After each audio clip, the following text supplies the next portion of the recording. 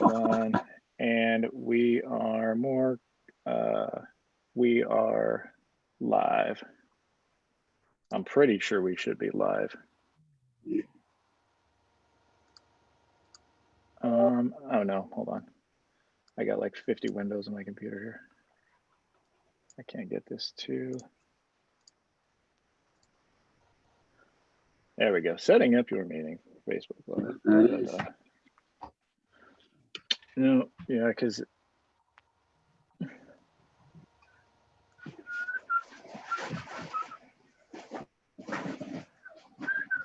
should be. It says we're live. Yeah. All right. In the corner. I always make sure because sometimes I've clicked it. I always check it on my phone. It's now live. All right, we are good. Good afternoon. I almost said good morning. I caught myself. These are jam sessions. These are not scripted. Of course, I have a little blurb and an outline that I read that's off to the side on my computer. But you know, this is our second jam session of 2021. We're happy to have the crew that we have on here, and you guys know the drill. I'm going to make some introductory comments, and then we'll start jamming. So our platform with Chicago Road Producers is to connect, elevate, and inspire realtors and industry professionals in Chicago real estate. And just with the year that we have been through, it's been a year, that is for sure. I mean, there's a lot, obviously COVID is, you know, when you look at it from an eye, you know, a bird's eye view, it's not a positive thing, but there have been some efficiencies, this being one of them, just of creative ways to connect people. I don't know about everybody on this, but I have felt I've communicated almost more now than you know, prior to March of 2019 or 2020. And so you know, with that, we have a great crew, a great lineup on this, and I'm always just excited to, you know, hear the insights that everybody's going to provide. So it's a unique time. Obviously, we've been hearing that you know, January is almost like the March market, maybe not as productive and as busy, but there's definitely been some similarities. So, you know, people have been on the fence and wanted to wait till the end of the year to buy. So we're excited to dive in. I'm going to have the realtors introduce themselves first, then I will transition to the partners, and then I'm just going to shut up and get out of the way.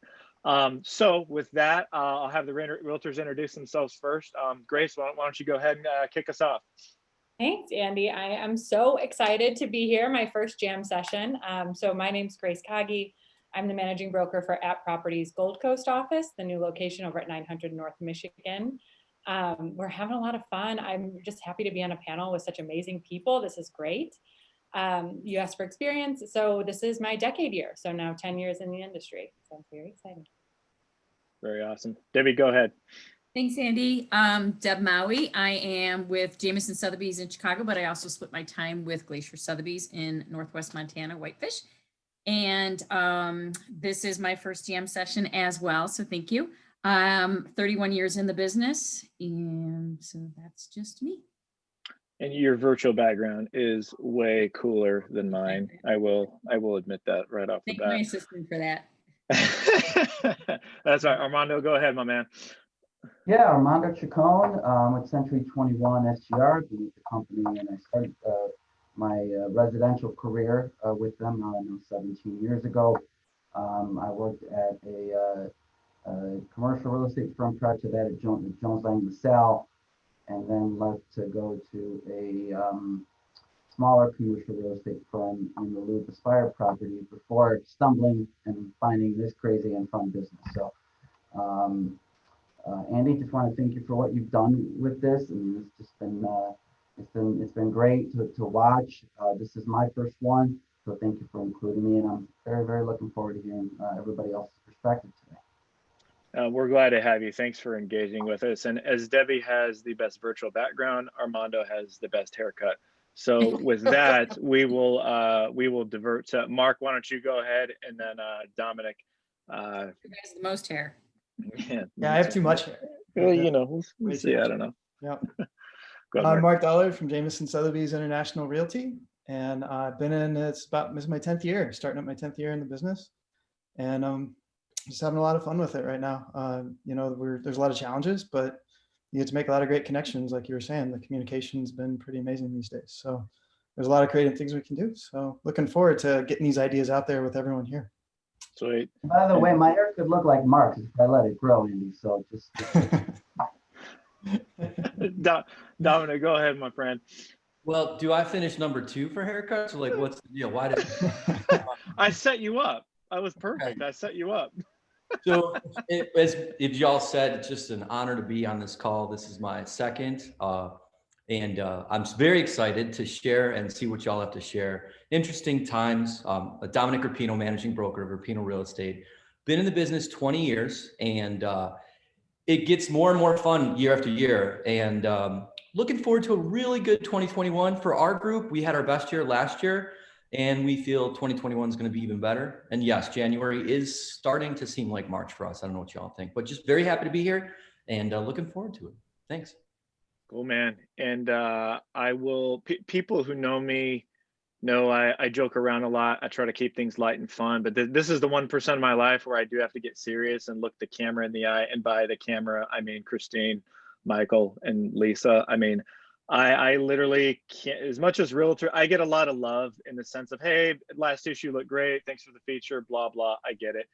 I cannot do what I do without businesses like Goosehead Insurance with Kristine, Guaranteed Rate with Michael, and with Lisa Saul. Like, I literally cannot do it. Now, we do have a screening process. All of our partners are referred by realtors. We pride ourselves in being a non-pay-to-play model for realtors. The branding is very intentional. It's called Real Producers because we do run all the features based on nominations and closed production. And like, I can't do what I do without you guys. So I'm going to give the partners a chance to introduce themselves and their industry briefly, and then we'll start jamming. So Kristine, Lisa, Michael, in that order, go ahead. Happy New Year. My name is Kristine Pokrandt. I am an agency owner through Goosehead Insurance, and I've been in insurance over 10 years. I've had my own agency. This is year 4, so business owner, that's exciting. Much like, Andy, you say you can't do what you do.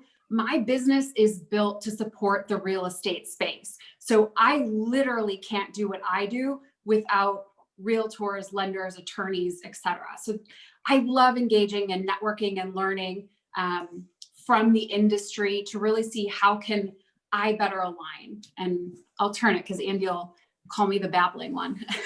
No, So I appreciate being here. What you're saying is these jam sessions are your jam. So that's good. I like it. Yeah. Lisa, go ahead. Hi, everyone. I'm so happy to be here. Happy New Year. I'm a real estate attorney for, the last 20 years. The first 12 years of my career, I did more commercial, and the last 8 years, I've been focusing on residential.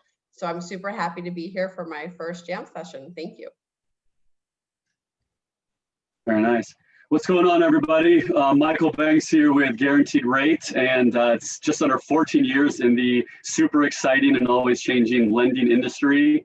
So yeah, Andy, man, we appreciate you. I know it's been a few years that I've been part of it, and yeah, I'm looking forward to many more years to come here. So thank you very much for having us, man. I appreciate the support, sir.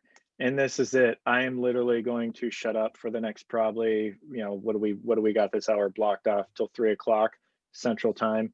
I don't think we're that important where people are tuning in from different time zones, but maybe, who knows?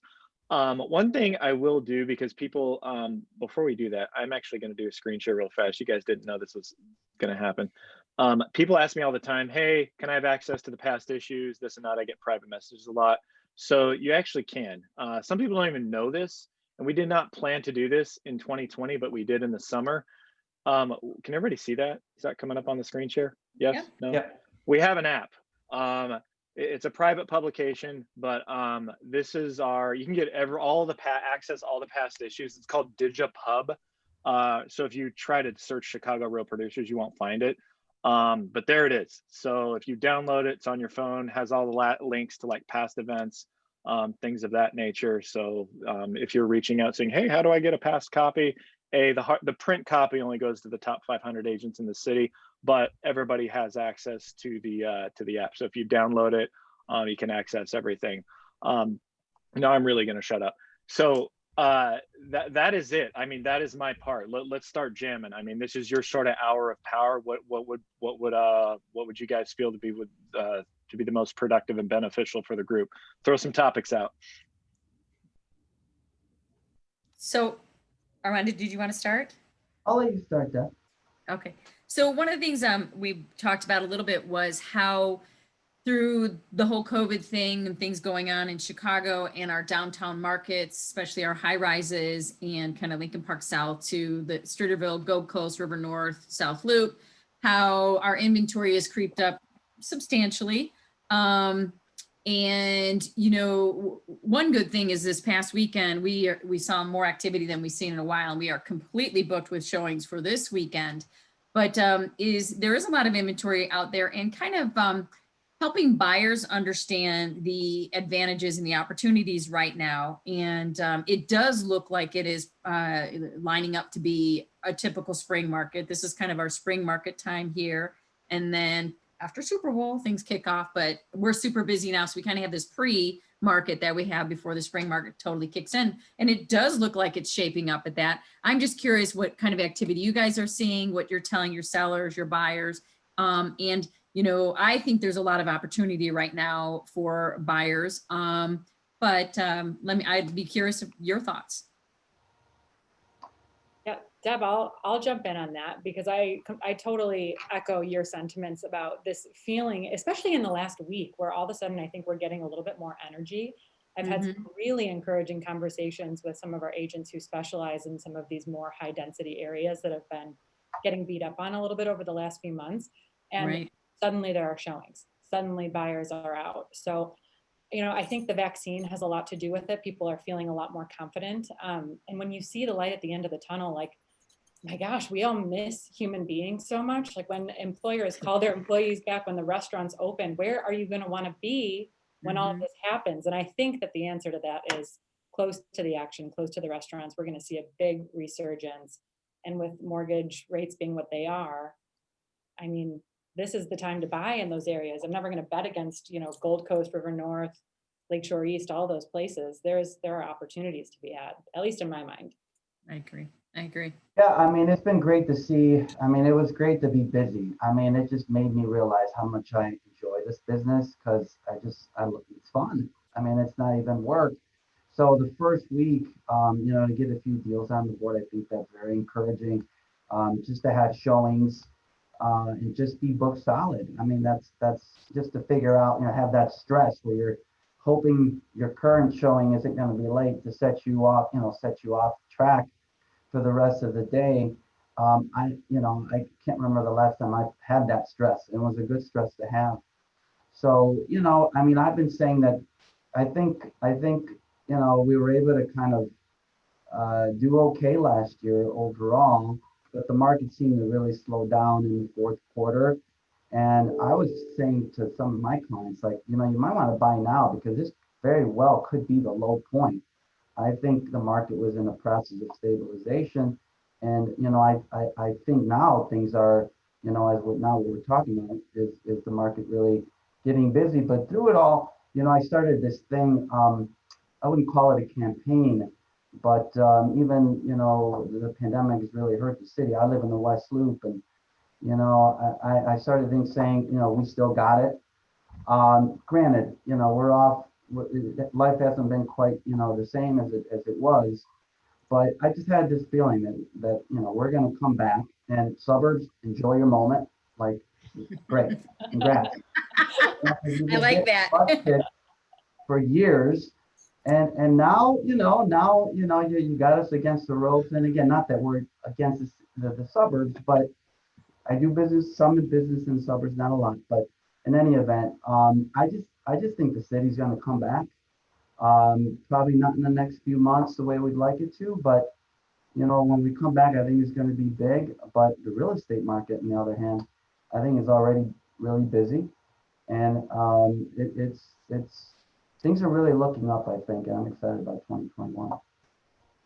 I agree too. And I think right now there is still some uncertainty out there. And I think that's probably why some people are still probably holding off to see more with what happens with the vaccine. But a really savvy investor understands that they have to take a little risk to do something well, you know, and if you want to get in at a good time, you got to do it a little bit when other people aren't ready to. And now seems like a really good time to do that. You know, there still is some uncertainty, but there is a light at the end of the tunnel. I don't think anyone can honestly tell you exactly when that is. But if you can say, you know, I'm going to buy a place, I'm going to be here for a little while. It's not like I'm going to move in 3 months. Right. I'm gonna be here for a little while. I've got some time to weather a year or something like that, or a year and a half even. And at some point, you know, to everyone's point, like it's the place to be. You know, if you want to be in the action, you got to be in the city. And there are advantages to the suburb, and some people may switch to working from home full time, and maybe that extra space is, you know, there for them. But a lot of people still want the city lifestyle when it is the full city lifestyle. And so that's going to come back at some point, and you have to be willing to jump in when some other people maybe aren't ready if you're going to get the best deal. I think one of the things oh, sorry, go ahead. No, go ahead. It's okay. No, what I was going to say is one of the things that I'm seeing on the insurance side. So I'm always taking a pulse with my clients. You know, have you been looking for a while? Just trying to understand where is their buying journey. And what we're seeing is people have just kind of skipped a phase. So maybe the people that already owned in the city that would have bought a larger condo in the city as their second place, they're fast forwarding to the suburbs. So that's our uptick in the suburbs. The majority of my business is Chicago proper, and our condo business has not suffered. And in January, the bulk of what we've seen is still condos. And so what I'm finding is a lot of these people, I'm now getting young couples who the 2020 wedding didn't get to happen, so they're buying a condo instead.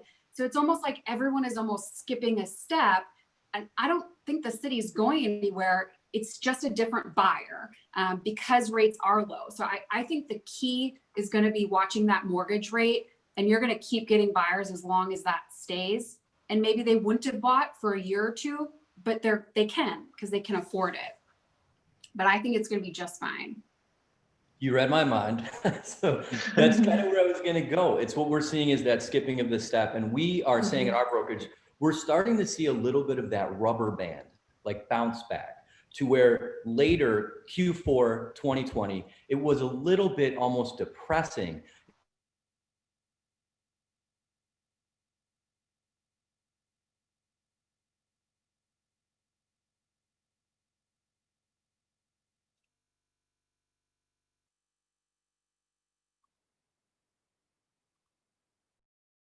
Down, but I'm not that scared of the virus. Vaccines coming, and they're the ones that are showing up at our open houses. Or I'm older, I have an empty nest, and I'm selling in the burbs and coming back into the city because now is the time to buy when the market is somewhat down. So we're seeing super young or empty nesters or soon to be empty nesters, and it's been refreshing.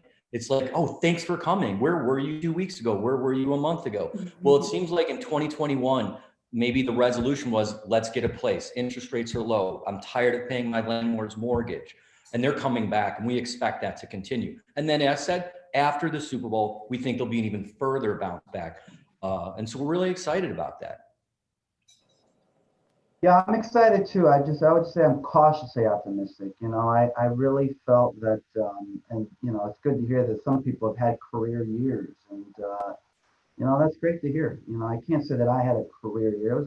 I was happy that it went the way it did, all things considered. But it wasn't a career year, and I'm certainly happy for some of you that had career years. But you know, when it got to May and then things got really busy again, I really thought that would carry through the rest of the whole year, and you know that didn't quite happen. It's as we now know, again, the year finished off pretty well, but you know this year again, I'm optimistic. I'm excited. I hope the run is steady. Doesn't have to be every week, but if it can just be steady for the rest of the year, I think we're in store for a pretty good year. But again, we shall see. So I read something in Cranes this morning. There was an article that came out, and the reason I'm bringing this up is I'd love to pick Michael's brain about it. But the median price point last year was $299 in Chicago proper, and then it increased to $327 this year, December versus December. But what I found so interesting is that a buyer right now would still save $46 a month on their mortgage payment if they bought the $327 versus the $299. Michael, how do you see that playing into what we are looking at this year, to the momentum that's driving us? Yeah, so it's all mathematics. No, but yeah, with how low interest rates have been, I can't remember, the time when I've seen rates like with a 3 in front of it or upper threes or so on, which is a blessing for everybody. But when I, I'm talking to first time homebuyers especially and explaining, I'm like, we're stretching this money out over 3 decades. You know what I mean? Like that is massive. If you add, $5,000 here, $10,000 there, it's like it's nuts. It's like it'd be like throwing a bucket of it's like, yeah, there's another bucket, but who cares? So I'm definitely noticing that a lot of the buyers that I spoke to the beginning of last year, kind of springish, March and April or whatnot, their price points now that they're coming back, their price points, I don't know if it's caffeine or the sun or I don't know what, but man, they're like 300, nope, 400, 400, nope, 500. It's, all the numbers are escalating, but then their payments, like you mentioned, they're right where they want it to be. So it's definitely a good time to where when the money is very inexpensive, and if there was a place that you really had your eye on or certain features, whether it's parking or whether it's another bathroom or whatever it might be, maybe we're out of range before with your payments. Now those properties are jumping back in and it seems to really be helping, especially first-time home buyers. Well, one of the things I want to share with you guys, which we did have a career year, and I feel like the main reason why is because we had 2 choices. Do we cut back or do we spend more on marketing and more on efforts for social media? And we decided, because a lot of my peers and friends were cutting back. They're like, well, time to pull back on spend, time to pull back on marketing efforts.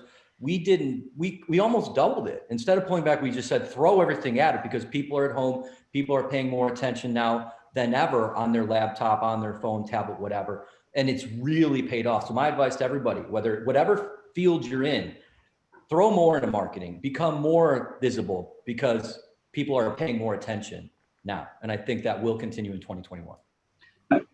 Hey, I was going to also ask Lisa. So Lisa, for those of you who are on here that have not worked with her, she is a real estate attorney extraordinaire. She is absolutely fantastic, not only to work with, but as a person.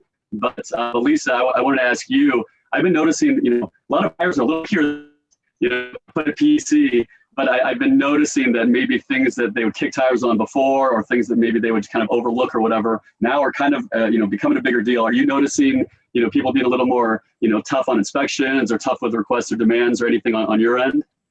Yes, I want to echo what by the way, thank you, Michael, for all the nice words. I appreciate it and feel the same about you. I do notice, I think that people are, the buyer is a little bit tougher now. They have more time to focus on their home purchases. So this is their main focus. They're online, they're looking, they've done their due diligence.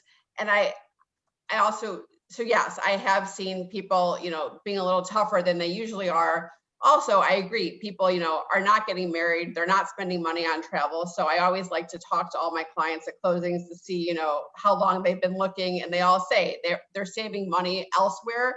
So they want to invest, in a bigger condo, in a bigger home. So I think that's going to continue into this year and be pretty good for our industry.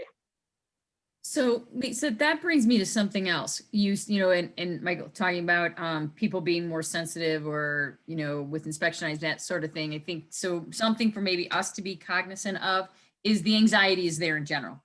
This whole situation of the world the last 6 months has created anxiety. So I think our buyers and our sellers, are a little bit more heightened. So I think it's imperative for us, and you guys weigh in, that we can at least see this from the outside. Our job is to help our clients and make this as smooth as possible and help them navigate.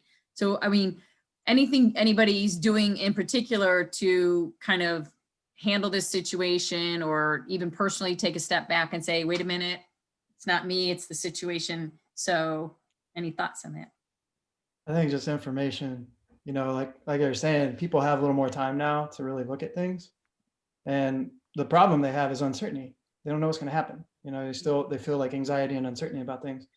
The way you usually overcome anxiety and uncertainty and fear is with information. You give people the tools to make informed decisions so that they know what they're getting into, exactly what's happening, let them think about it and be really confident in it. That's my approach. Just, there's kind of like no detail too small these days that you can't put out there to help someone out and help them be really comfortable with what they're doing. And I think that you've seen that across the board in the industry. People are doing more pictures now. They're doing better, online tools, or using a lot more virtual type of tools for virtual tours and stuff like that. And it just means that all these details are getting taken care of that weren't being taken care of as well or as consistently before. This has kind of forced us all to really live in the information age where we're giving everybody what they need to really be smart about their decisions and stuff. And I think that helps a lot. Mm-hmm. I'd like to ask, because I think that would be beneficial for everybody. I usually try to stay out of the way on these, but with the details, like what are some, I mean, this is for realtors and partners, like what are some things that people are doing, like from a tactical level, thank you, that was the word I was looking for, to inspire confidence, like to inspire buyer confidence, or even, you know, to move toward that transaction. You know, you have people on the fence. It's like, you know, and the realtor knows in their heart of hearts, hey, this is a good decision.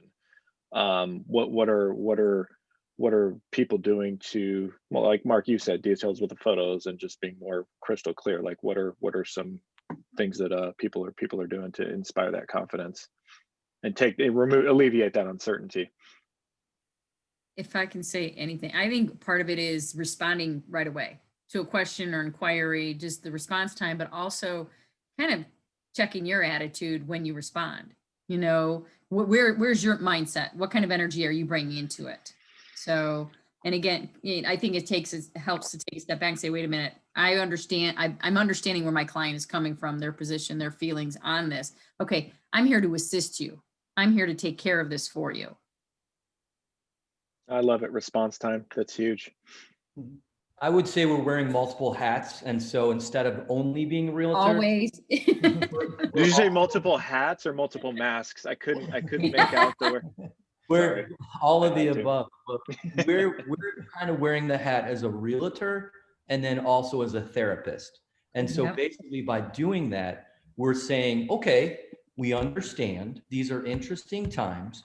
However, do you want to rent or do you want to own? Do you want to put the key in somebody else's lock that you're renting from, or do you want to put the key in your door and walk into your home where you have more control? We leverage that, and not to say that we're taking advantage, but just leveraging that situation where, especially taking renters and saying, why pay your landlord's mortgage? Buying might be cheaper than renting in many cases, and live in your home, not somebody else's home. Be safer, you know, be in something you can have a greater control over. You never know if your landlord's going to make the mortgage. So buy a place, super low interest rates, be safe, safety. And if I could add, you know, when you talk about instilling confidence, you know, I think it's upon us to really spend the necessary time to study the market day in and day out. You know, and you don't get expertise or confidence. You know, it's hard to fake that. You know, and I do think as brokers we have to invest that time.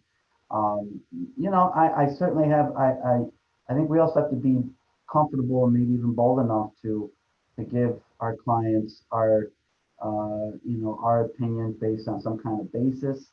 You know, so I usually do that at the beginning of the year, and that, you know, and then you know, that was confirmed by the couple experts that CAR had on their Outlook event, you know, which called for something like an increase in the market and activity between 7% and in Chicago 8.3%, and then pricing actually to increase 3.5%, kind of in line with what I was saying to my clients. Although, so it's good to have other experts where this is all they do.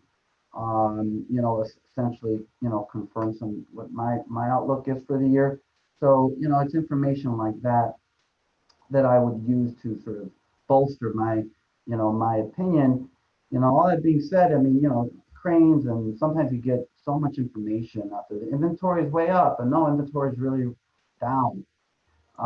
You know, it's important for us to really kind of dissect that and, you know, take it with a grain of salt, because then, you know, it gets to the consumer client and, you know, you're not on the same page. So as a broker, I think you have to know that information.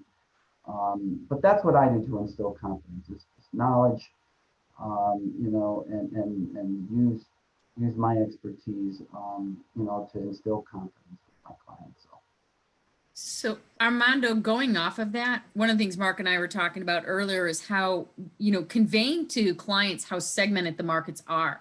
Yeah. Not just suburbs versus the city, but Sure. you know, North Side versus West Loop, or, you know, South Loop, you know, Lincoln Square.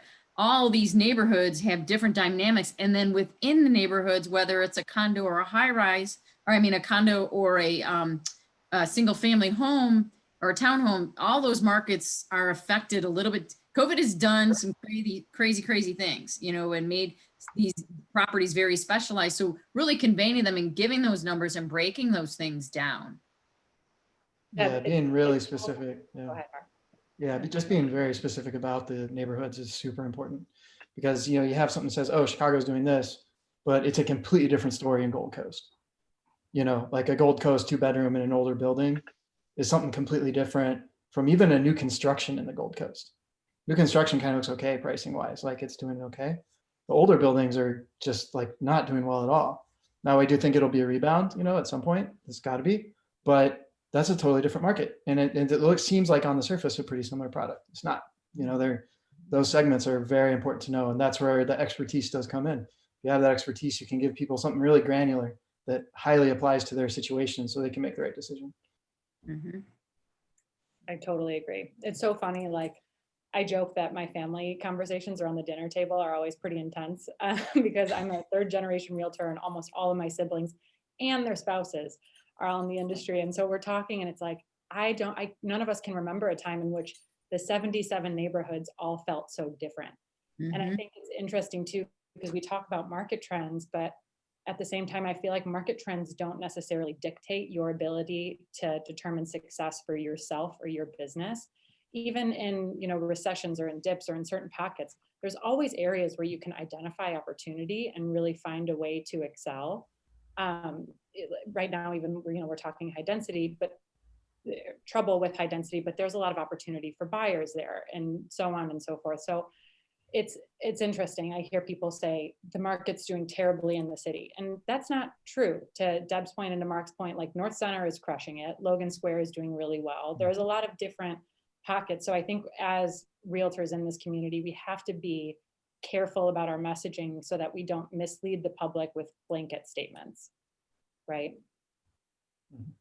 Yeah, I mean, I think we unfortunately have a stigma sometimes for, you know, being sort of self-serving and everything's great, you know, I mean, ask the broker if they're busy. Oh my God, I'm so busy. You know, I mean, it's like it's like in us somehow, some way. And sometimes I think it, you know, hurts us, but, you know, I think credibility is something that I really guard in a big way. And you know, I'm kind of cautious to be overly, I mean, you want to be optimistic and positive when you talk to people, but I don't want to lay it on too thick where then, you know, my integrity is compromised. So.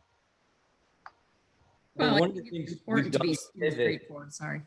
Well, I'm sorry. One of the things we've done is, and to touch upon something I brought up prior, we are focusing more on being a knowledge broker, not just a real estate broker. And that kind of instills the trust, because we're not always talking about real estate. Our firm features a local business every month and puts out a video every month. And by being the knowledge broker, I feel that's a different level of trust, because we're not always pushing numbers and pushing real estate data. Yeah, real estate information is what we do tell people about, but it's also about just general knowledge of the Chicagoland market and businesses and so on and so forth. So that would be my advice to everybody, is like, become a knowledge broker. And then I feel that level of trust will be more, it will resonate more than just being a real estate broker with real estate knowledge.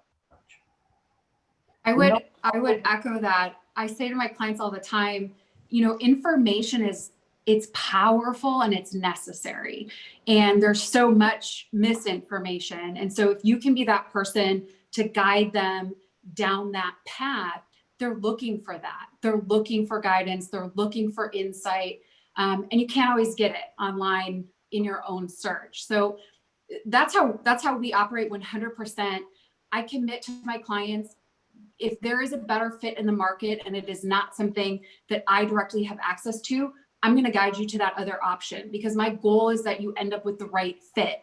And I think coming from that lens, it gives people that confidence that they're working with a partner that's going to give them the right information, not just give them information. And I think there's a huge difference. Yeah, and I also rely on some anecdotal information too. you know, because real estate data is usually on a lag. You know, that's like so yesterday's news by the time you get it, you know. But when I talk to agents from other firms, like, hey, you know, how are things looking on your end? And, you know, agents have been pretty honest with me, you know, and I think it's great. Just, you know, you almost like kind of nice to see that camaraderie, you know, between agents of all, you know, law firms. I mean, certainly there's some people that you know, like Harry Hussein is from Jameson or GRG Capital, is somebody that I'm very fortunate to get to talk to fairly often, talking to them today. You know, we just kind of talk shop. It's just kind of great to be able to, you know, to do that, because I always say you don't want to be as good as yesterday's news. In our case, it's like 2 months ago news. So. Armando, kind of go on that. I'm sorry, go ahead, Grace. Oh, I would love to know, since we've got such a great group of people here who all have diverse businesses, with the way that everything's been trending with COVID, there's a couple of things that you've said earlier about reinvesting in your businesses. I would love to know what you're doing to get in front of clients or to make them feel appreciated right now when it's hard to actually see them and like buy them a drink or, you know, whatever you normally do. My classic's a handwritten birthday card. Like that always works.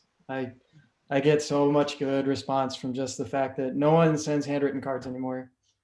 And I give all my past clients on their birthday a $5 birthday Starbucks card with something handwritten for them. And it gets a lot of great response. It's still just great interaction from that. It's simple, it's meaningful, it's not something that's just generated by a computer. And I think that goes a long way. I agree. I actually just got one the other day. They got the birthday card like 3 months ago and they're like, oh my God, it's been in my drawer. I feel terrible. I didn't call to thank you. I'm like, so it was good to hear from them. But one of the things, you know what, there's that old adage, if someone pops in your mind, pick up the phone.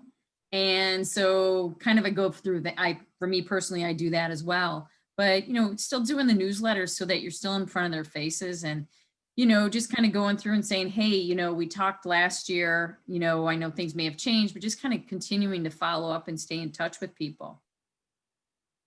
Yeah, I was going to say that in my business, and anybody that knows me, I'm a pretty social person. I like to be out there, you know, in person with people, and obviously we could not do that this past year. So I started, whenever someone sent me a referral or connection or whatever, I made a little, you know, 15-second video. Like BombBomb is a service I use, but there's a million of them.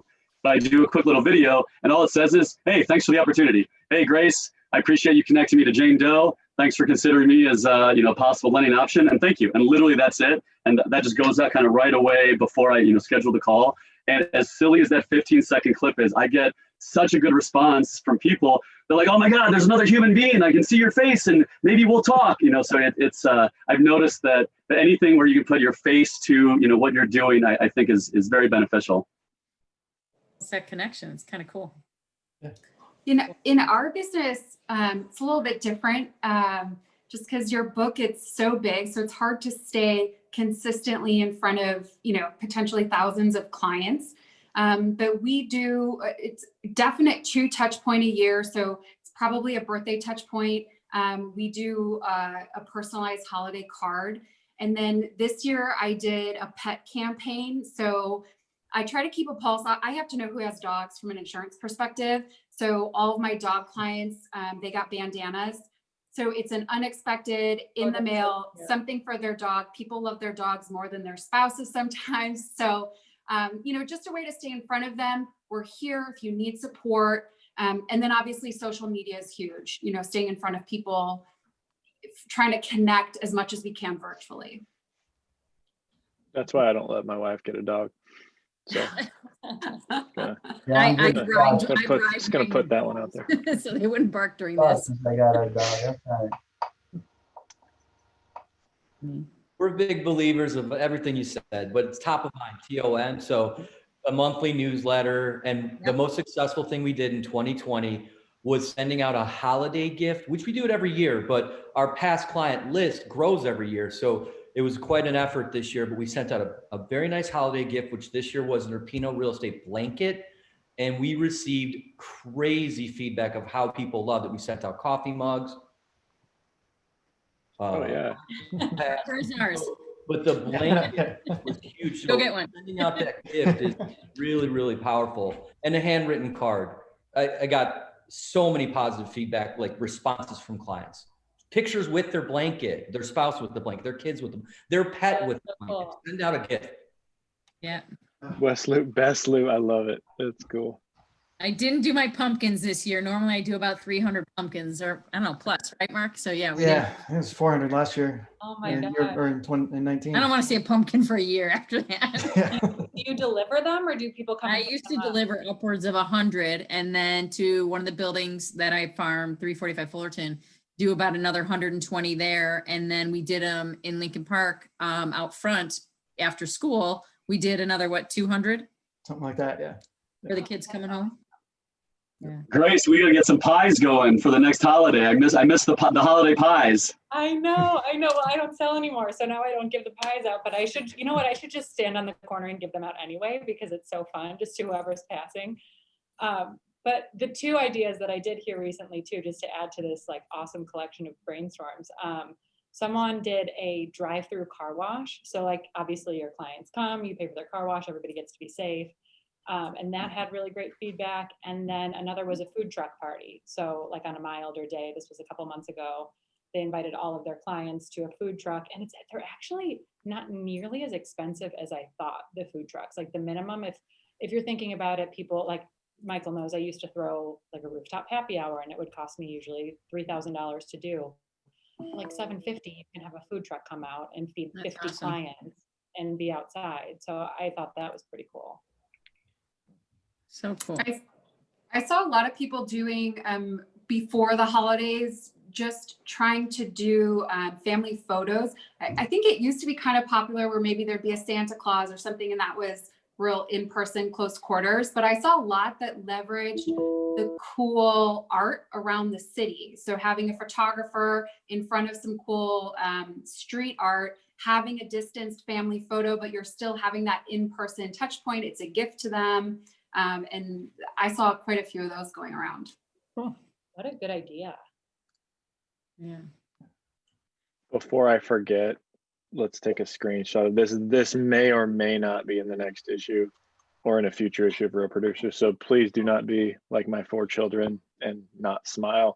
They'll smile, but they'll hold it for like half a second. So like smile, hold it in your brain, count to 5 1,000. So we can do it. So ready, 1, 2, 3. I think we nailed this on the first try. No, we gotta do one more. I'm not gonna say who the culprit was. 1, 2, 3, smile. I think we got it. And cheeks hurt.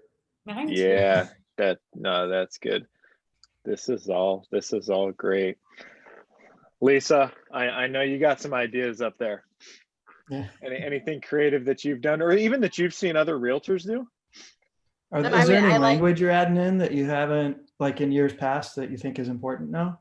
I mean, I've really tried, more so than, I heavily communicate via email, and I try to respond right away. I'm also making like a huge effort to call people on the phone, even if they don't ask me to call them, just to call, talk through the process with them, introduce myself, because I have noticed that everyone is so much more anxious this year. So I think that's made a huge difference, just because you'll notice that like when you call someone questions they were too nervous to maybe ask you over email, they start talking to me. And I think that makes them a whole lot more comfortable. Some of the, clever gifts I've seen a lot of like, lenders and realtors send are more like, I don't even know what the word, like the sanitize, like, to go along with pandemic, like, personalized sanitized machines or stuff that's like, cute for the current environment. That's really like giving me a laugh. You know what? I think Michael's got to give out those igloos. I know, no doubt. I was seriously just gonna say that, Grace. Great minds think alike. Like, why don't you do igloos? No biggie, right? For all your sphere. I don't know if it'll appraise out, so I might need some comps from somebody to figure out what it would look like, but we'll see. And sorry if there was an echo or the sound is weird. I apologize for that. So. Have you told everyone, Michael, since we've been live about your siren? I've not done the siren, so if you're one of my clients, it is going to be loud, warning. But yeah, if you're one of my clients and you get your clear to close, I have a cheesy video where this will go off.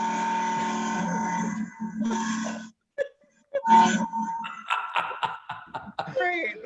I see for that right here. Yeah, I'll send you one. We're big Hawks fans. I got this as a gift. So you actually sync it to your favorite hockey team or teams, and then in real life, when they score a goal, wherever this is and wherever it is on Earth, it will just go off. It's amazing. So don't tell my husband about that. But if any of you guys hear that, your buyers, they're clear to close, so we're good. That's awesome. That is awesome. Well, I heard the word art, and it's very powerful to give. I love sharing. So like we do a video a month, we talk about that. And one of our videos, because a lot of businesses are not open, restaurants, so on and so forth, bars, we featured neighborhood art and streetscapes and murals. And that was our most popular video. It was not a business. It was just street art in the uptown neighborhood.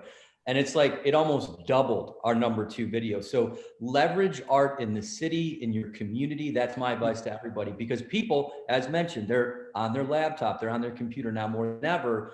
And art, if they don't have to go anywhere and they can see it, that you're providing that content to them, they're very appreciative of it. And then sometimes our clients, we're seeing it and then driving to it and walking past it and then sending us a picture. Hey, thanks, Dom.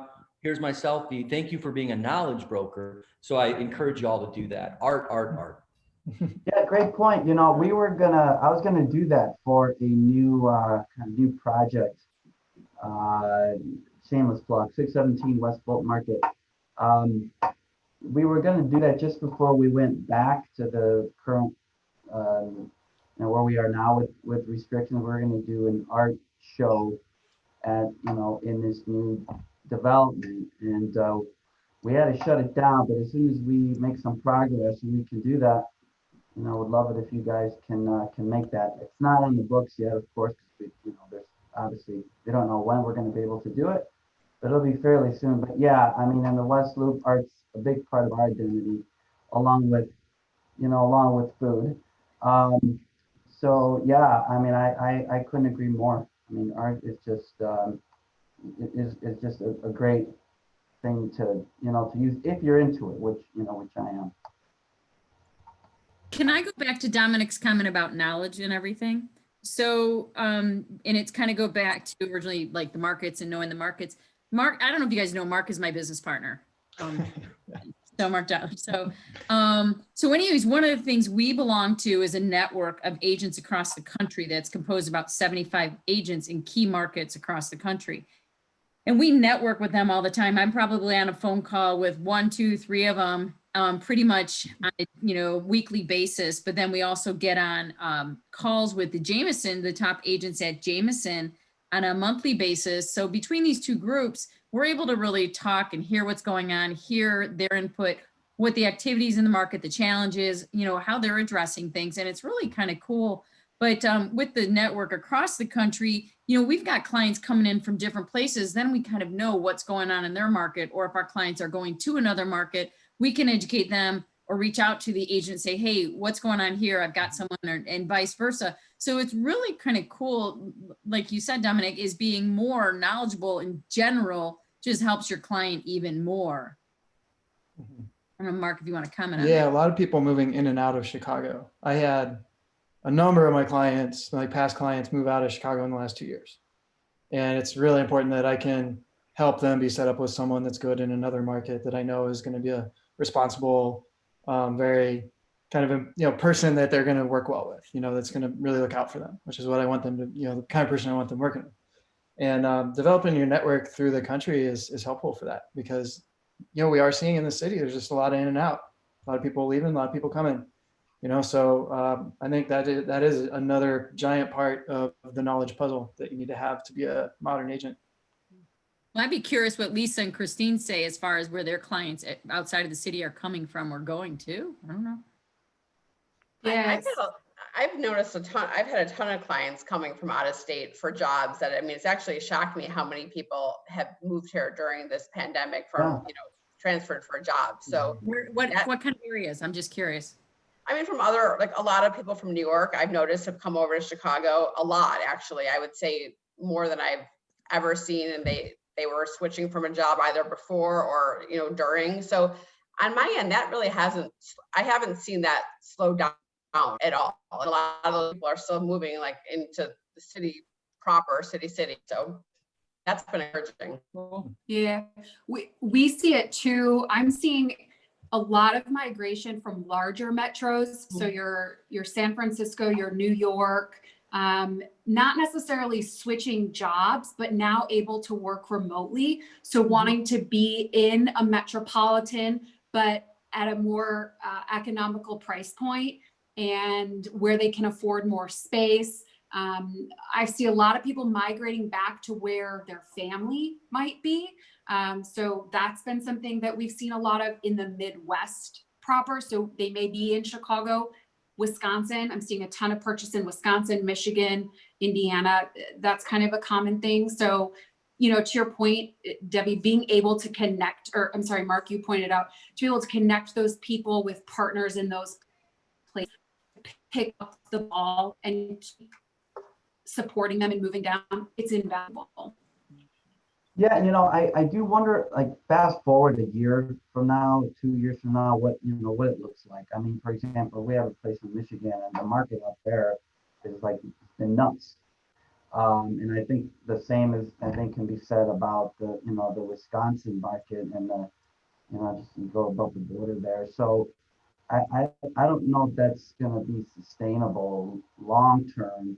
And when you think about, I think who's been hit the hardest, you could say, the city has been hit the hardest, but I do think we're going to make the biggest comeback. So I was kind of curious about your thoughts. Fast forward a year, 2, 3 years from now, I mean, I gotta believe we're going to be in a better position than we are now. But 3 years from now, what does it look like? 3 months. I'm sorry, 2 years, or 1 to 3 years. What does it look like? Well, I know 3 months from now, we have a pretty good idea what it's going to be like. But fast forward, I mean, are you guys as optimistic and bullish as I am? I think there's going to be some adjustment back. I think people, it's a comfort zone thing. And I think some people are going to find they have to be in their offices. It's just it's been interesting for the time being. But I think there's, we're, creatures of, people. I don't know what the word is, but social animals. Yes. And so, I do think, and I think people are more productive, not everybody, but most people are more productive among other people in a structured environment in an office. And I think that's been part of the struggle and part of the anxiety that people have found. So I do think that, some of your Michigan and Indiana, your bordering, areas bordering big cities like that, you're going to see a bit of a change back. It's been, or even the suburbs, the North Shore, that sort of thing. We're going to see some adjustments back. And as kids get back to school, families are going to start heading back, closer to their jobs, because that commute, just doesn't work once. I mean, there's a reason they stayed in the city in the first place. So I do think, they're going to, and I think companies are going to want people back in the offices too. My opinion.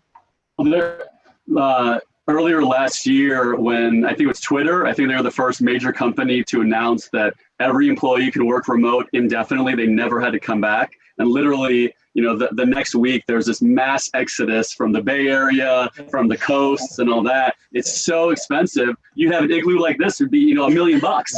So I definitely I've noticed earlier we were talking about kind of like all across the country. I've been noticing a lot of other people where their employer, they work in here in Chicago, but they can be remote. So they're getting in the burbs, they're getting second homes in Wisconsin or getting lake property. But yeah, definitely that is, there's been a big uptick in that. For sure. And so part of my business is Northwest Montana, and the number of Californians in Texas, but California specifically, I'd say a third of the buyers have been there. It's just been absolutely crazy. Never seen anything like it. So yeah. And then so many of my clients go into Michigan and Indiana, that sort of thing, from Chicago. How did you end up in Montana? How did that come about? My dream for 17 years. That's awesome. I've actually started working remotely about 11 years ago. I kind of made working remotely trendy. Deb started the whole working remote. We're just following her footsteps. That's all we're doing. Genius.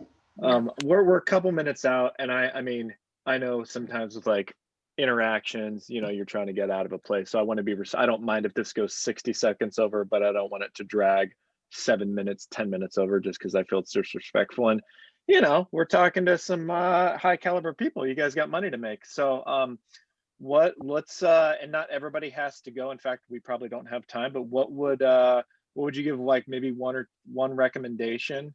Anybody can chime in on what you should be doing between now and what are we at January? What is the 12th? Like, what's one good focus point that you're doing in your business for January that you think is going to yield fruit as we come into the real spring?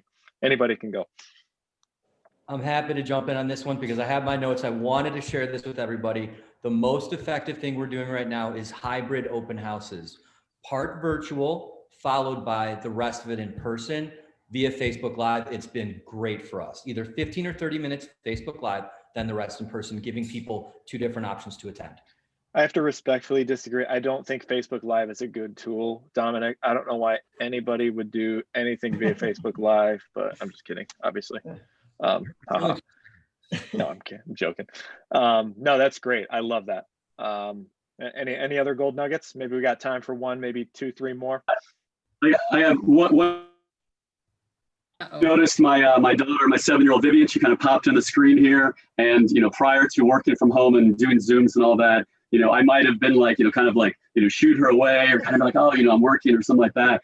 But it's like, that's what everyone's doing. You know, if you're at home and if you have family or kiddos or, you know, whatever it is, you know, to have a little grace, a little understanding, no pun intended. But I definitely am trying to just give the benefit of the doubt a little bit more, a little more grace, a little more kind of, you know, just compassion to other people, because I know it's a struggle if you're a parent and you have kids learning and being home. So I try to, you know, remember that when I'm, you know, trying to do a million things at once, to just kind of chill. And if someone's, you know, being snippy or this or that, like maybe, you know, who knows what's going on, you know what I mean? So just kind of benefit of the doubt. That's my one tip. I love it. And that's like an attitude thing. What else? We got time for one, maybe 2 more. I totally agree. Just to echo off of what Michael said, I feel like, gosh, there's been a lot of negativity out there over the last year, and people gravitate towards positivity. And I love the perspective that you just had, Michael. I feel like the more positive we can be, what we put out comes back to us. And so it's just exciting. Support local if you can. Try to keep all of your favorite places in business. Maybe you invite clients to pick up a muffin from your nearest bakery, and that's on you. Things like that. Just let's be good this year and start to inspire. Yeah. Be kind. Do thoughtful things for people. That's always the goal. Take Go it out of your way. It's gonna get busy. Yeah. One more. That's all we got. We got one more. And I mean, if not, then cool. But I think we're good. No, and I like that, Michael. And I can attest to that as someone with 4 kids. So you're saying stop shoving my kid away like right now? You can't see him. Or my 2 dogs that I bribed with bones before this. No, that is great. Well, I'm serious, I did. I'm gonna cut the live feed right now. Cut live feed. Thanks for joining us. Also, so we're not live Facebook anymore. The feed actually cut, so I had to redo it on the second post. However, it is recording on Zoom right now. I'm going to send the link out to everybody after, you know, if you want to use it for fun promotional purposes. But seriously, everybody, appreciate you carving the time out. Guys. Yeah, we're a couple minutes over. I will send a blast email out with everybody's info in case they want to connect after. But you guys know the drill. I know you guys are all busy, so I appreciate you carving the hour out. If you want to get on another one of these, I think we are booked out to these till maybe mid-March, early April. We try to cycle through, but you know, we can shuffle the deck, get some different realtors, different partners on the call just to kind of pick each other's brains. But I wish you guys a productive rest of the afternoon. I cannot wait till in-person stuff does resume. God willing, it'll be in the summer. But when it does, everybody will be well informed. I seriously think it's going to be like our biggest event ever. So God bless, take care. And Thank you. we'll talk to you guys soon. Thanks for hanging out with us. Nice to see some faces to names. Right. Happy New Year.